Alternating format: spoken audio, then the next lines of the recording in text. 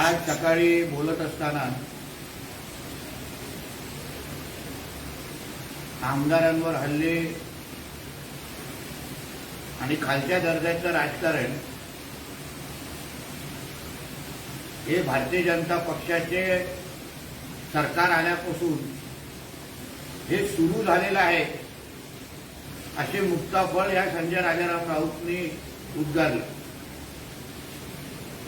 आता गजनी झालेला आणि उद्धव ठाकरेचा ज्यांना इतिहास माहित नाही तो त्या अशा पद्धतीचा आरोप अन्य लोकांवर करू शकतो. उद्धव ठाकरेंनी शिवसेनेमध्ये असताना हिंदू हृदय सम्राट बाळासाहेब ठाकरे जिवंत असताना आपल्या स्वतःच्या स्वार्थापोटी महत्वाकांक्षामुळे शिवसेनेतल्या किती स्वपक्षीय नेत्यांच्या गाड्या फोडायला लावल्या, त्यांची घरं जाळायला लावली, जिल्हा प्रमुखांचे किती घरं उद्ध्वस्त केली, ह्याची यादीच आम्ही महाराष्ट्रासमोर देऊ शकतो. कपटी आणि घाणेरड्या राजकारणामध्ये पीएचडी कोणी केलं असेल, कोणी केली असेल तर त्याचं नाव आहे उद्धव ठाकरे. म्हणून भारतीय जनता पक्षावर अशा पद्धतीची टीका करण्या अगोदर तुझ्या मालकाचा पहिला इतिहास तपास. किती शिवसेनेच्या स्वपक्षीय नेत्यांना मारून टाकायचं, सुपाऱ्या द्यायच्या, त्यांचं घरं उद्ध्वस्त करायचे, त्याचबरोबर त्यांना त्रास द्यायचा, अशी असंख्य उदाहरणं उद्धव ठाकरेच्या संदर्भात आम्ही नावासकट देऊ शकतो. म्हणून भारतीय जनता पक्ष कायदा सुव्यवस्था स्वपक्ष आणि मित्र पक्षाच्या कार्यकर्त्या आणि आमदारांच्या हल्लेचा आरोप तू आमच्यावर टाकू नकोस. पहिले तुझ्या मालकाला गंगेमध्ये स्नान करायला सांग, त्याचं पहिले कुंडली, त्याचा पहिला इतिहास तपास आणि मग आमच्यावर बोलण्याची थोडी हिंमत दाखव. बोला. ज्या पद्धतीने दाऊद इब्राहिम त्याच्या मुंबईतल्या टोळ्या चालवतो किंवा छोटा शकील टायगर मेमन ही मुंबईत अंडरवर्ल्डच्या टोळ्या चालवतात किंवा चालवत होत्या, त्याच पद्धतीने हे सरकार म्हणजे एक टोळी आहे आणि सध्याचा त्या टोळीचे प्रमुख दिल्लीमध्ये बसले आहेत. संजय राऊत. दाऊद, आधुनिक मुंबईचा दाऊद किंवा दाऊदची प्रतिकृती आता मुंबईमध्ये उद्धव ठाकरेच्या नावाने दाऊद काम करतोय. दाऊदच्या विचाराचे सगळे जिहादी ज्यांनी मुंबईला उद्ध्वस्त केले, ज्यांनी मुंबईमध्ये बॉम्बस्फोट घडवले, ज्यांनी मुंबईमध्ये ड्रग्सचा आणि अन्य अंमली पदार्थाचा व्यापार केला, त्या सगळेचे सगळे आम्ही ऐकलं मातोश्रीवर उद्धव ठाकरेला शुभेच्छा देण्यासाठी यावेळी वाढदिवसाला तिथे होते. म्हणून दाऊद आणि छोटा शकील चा आता तिसरा पार्टनर किंबहुना बिझनेस पार्टनर ह्याचं नाव आता उद्धव ठाकरे म्हटलं तर ते चुकीचं ठरणार नाही. म्हणून मुंबईमध्ये आज जे काही जिहादी, अतिरेकी आणि ह्या लोकांच्या अंडरवर्ल्डच्या ज्या ऍक्टिव्हिटीज होत आहेत ते उद्धव ठाकरेच्या आशीर्वादाने चालले आहेत का, हा प्रश्न विचारण्याची वेळ आता आलेली आहे. मातोश्रीवर 27 जुलैला उद्धव ठाकरेच्या वाढदिवसाला कोण कोण आले, त्याच्यामध्ये किती अंडरवर्ल्डचे लोक होते, किती गँगवॉरचे लोक होते, किती अंमली पदार्थाचे डीलर होते, ह्याचे थोडा तपास पोलिसांनी केला तर अर्धा अंडरवर्ल्ड तुम्हाला 27 जुलैला यावेळी मातोश्रीवर दिसलं असतं. शिवसेना उद्धव ठाकरे मशाल चिन्हावर महाराष्ट्रातल्या आणि देशातल्या सर्व निवडणुका लढवेल.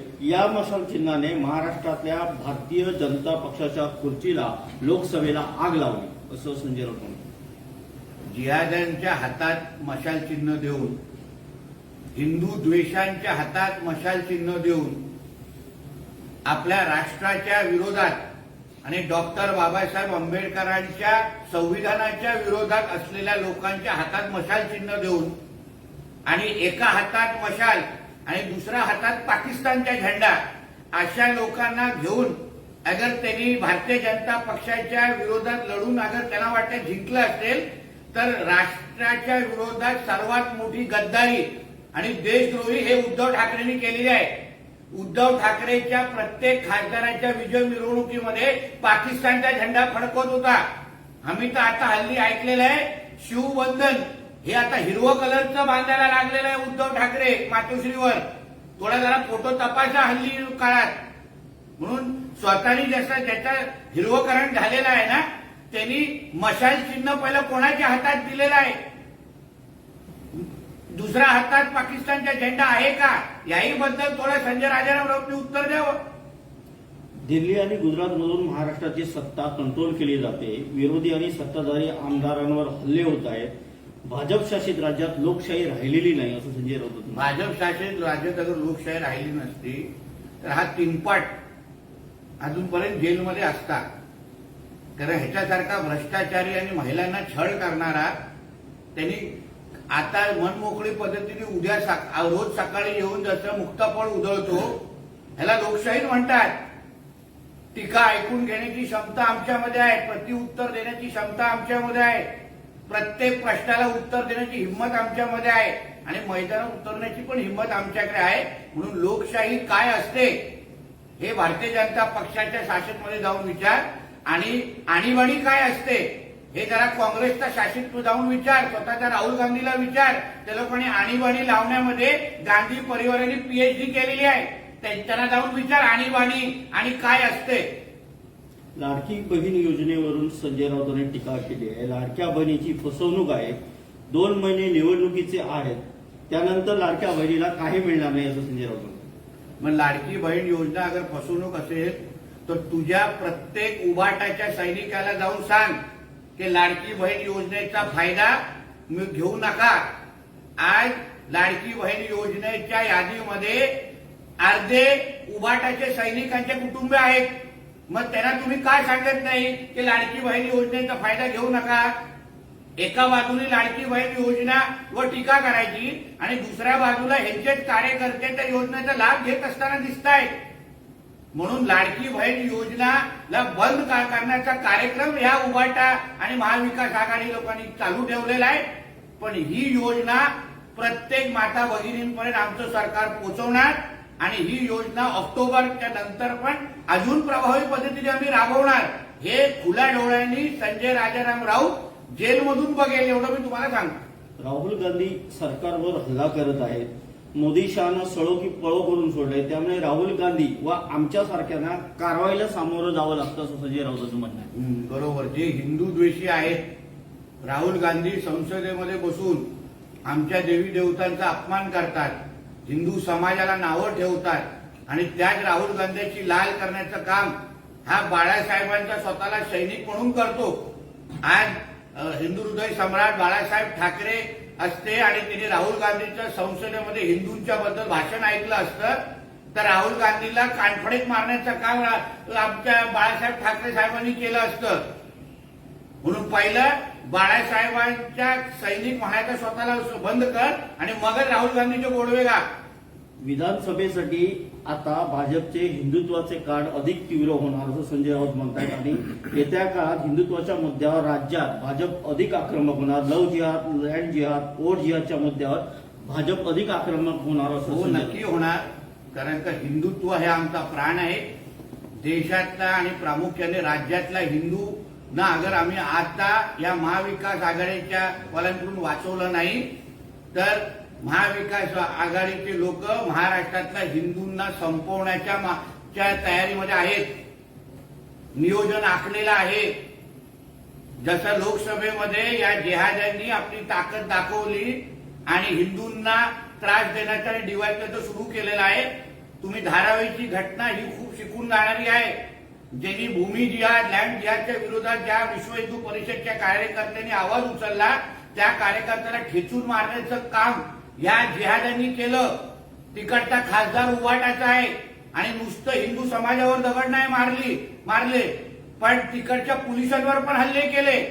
म्हणून राज्यातल्या हिंदूंच्या बरोबर खंबीर पद्धतीने भारतीय जनता पक्ष उभा राहणार याच्यामध्ये काही दोन विचार नाही आणि आम्ही स्पष्ट आम्ही हिंदुत्वाबद्दल आमची भूमिका स्पष्ट आहे आणि आम्ही खुल्या मनाने हिंदूंच्यासाठी संरक्षणासाठी एक महाराष्ट्रातला भारतीय जनता पक्ष हा कवच कुंडल म्हणून काम करणार आहे.